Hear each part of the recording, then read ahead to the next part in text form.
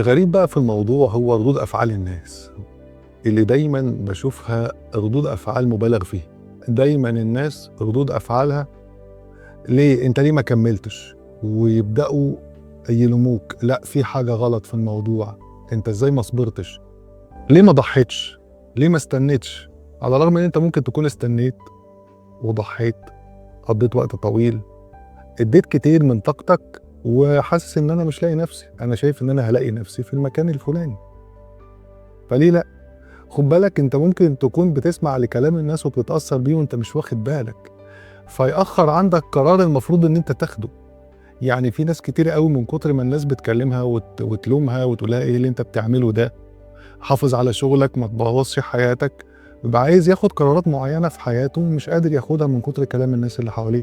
في واحد مثلًا حلم حياته إن هو يسيب الوظيفة بتاعته دي وعايز يفتح مطعم، وبيحلم بده من زمان. وعنده القدرة إن هو يعمل كده، عنده قدرة مالية يعمل ده، وعنده خبرة تأهّله لده، حواليه ناس كتير بتفهم في الموضوع، هو سأل فيه كتير ودرسه، وكلام الناس هو اللي موقّفه.